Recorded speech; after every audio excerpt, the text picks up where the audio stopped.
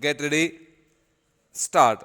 The other point is that the credit worthiness of the managing agency firm does count to a certain extent in getting credit from the banks and other financial institutions.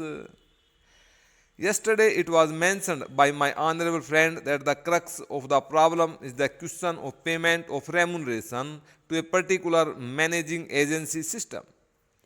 He said that in this bill, a definite encouragement has been given to the alternative type of management, namely the managing director or the manager, where an individual has been permitted to take 5%, while in the case of the managing agency, it has been permitted to take about 10%. I would like to point out to him that it is not merely the question of remuneration which will decide the alternative type of management. The remuneration is not a very important thing. Unless and until you allow a certain amount of flexibility for any system to function, it will not be possible to evolve any other system to take the place of the managing agency system. In spite of so many shackles, you may find that those few business houses which are carrying on now may have to carry on. On the present basis, you may not find many new people coming in the field.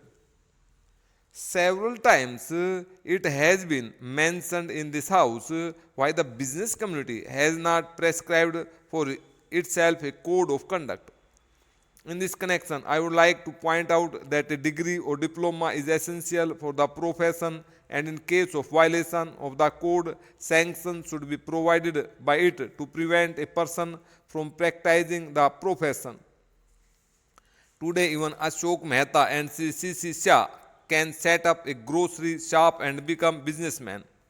Nobody lays down any condition for starting business and nobody can prevent others from continuing it. But I would like to point out that with regard to the code of conduct, there is a certain amount of ethics and there are certain standards and traditions on which business houses function. If a particular firm has not got proper ways of managing its business, you will find that business house will find it difficult to function and it would be difficult for it to command the confidence of the business community. It would not be possible for it to function as effectively as a firm which has proper ways of managing its business. That is sufficient as a code of conduct. It is not possible to prescribe a certain code of conduct in the manner it has been done for the profession in general.